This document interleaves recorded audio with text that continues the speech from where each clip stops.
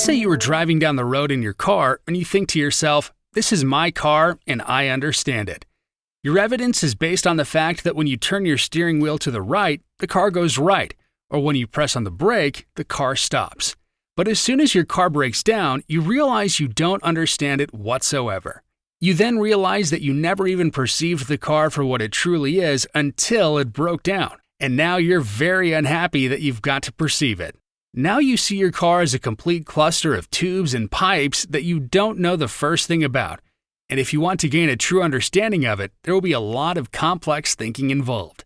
Not only that, but you'll also have to accept the fact that you don't truly understand your car as you once thought. Some of us come to an initial understanding of something and find comfort in that understanding. We latch onto it and build other understandings upon it, to the extent that when it is challenged, we feel challenged. The phrase close-minded refers to when we close our mind off to new ideas or new ways of thinking. It is when we build a box around what we think we know to be true, and then we refuse to think outside of that box. But closing ourselves off to new ideas or new ways of thinking inevitably leads to one problem. The way we think never changes. It leads us to becoming stuck in our current ways of thinking, and we lose the ability to see the world through a different lens. How can we solve a problem that has been created by our way of thinking if we are still thinking in that way, especially if we are opposed to thinking differently?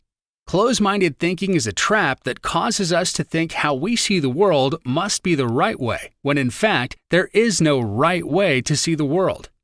Everyone must explore new thoughts and ideas to discover what is right to them, and what feels right for one person might not be what feels right for another. And what feels right for someone today might not feel right for them tomorrow. We need to question our beliefs. Such questioning allows us to come to terms with our authentic self and to realize not what we have been taught to believe, but what we actually believe. The world we see is largely influenced by the world we're looking for, or the world we want to see.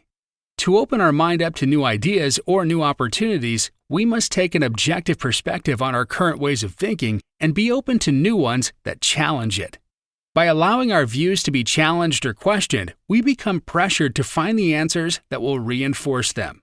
Consider subscribing if you enjoyed the video. I upload every Sunday. I'll see you next week.